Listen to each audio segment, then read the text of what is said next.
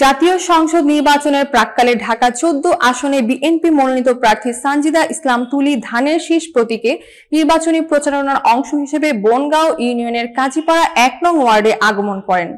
সাভার থেকে মোহাম্মদ ইমরান মোল্লা জানান, এ সময় প্রধান অতিথি হিসেবে উপস্থিত ছিলেন সানজিদা ইসলাম তুলি নিজেই। এছাড়াও উপস্থিত ছিলেন ঢাকা 19 আসনের বিএনপি মনোনীত প্রার্থী ডাক্তার দেওয়ান মোহাম্মদ সালাউদ্দিন বাবু, বনগাঁও ইউনিয়ন বিএনপির সভাপতি মোহাম্মদ আবু সাইদ, সিনিয়র সহসভাপতি তৈয়ব আলী, সাভার থানা সহসভাপতি সাধারণ সম্পাদক মোহাম্মদ ইমরান খান সবিন, যুগ্ম সাধারণ সম্পাদক এবং সাবেক সাংগঠনিক সম্পাদক মঞ্জু মোল্লাহ সহ যুবদল ও কৃষক দলের নেতৃবৃন্দ। উপস্থিত ছিলেন এলাকার সম্মানিত ব্যক্তিবর্গ। তারা সানজিদা ইসলাম তুলি ও বিএনপির ধানের শীষ প্রতীকের প্রতি সমর্থন ব্যক্ত করেন। এলাকাবাসীর মতে ফ্যাসিস্ট সরকারের পতনের পর থেকে মানুষের জীবনযাত্রার মান ফিরেছে। তারা আশা প্রকাশ করেছেন, বিএনপি ক্ষমতায় এলে দরিদ্র ও সাধারণ মানুষের পাশে দাঁড়াবে।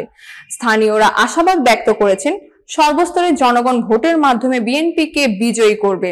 সানজিদা ইসলাম তুলির আগমন ও প্রচারণা এলাকায় উৎসাহ এবং নির্বাচনী উত্তেজনা বৃদ্ধি করেছে।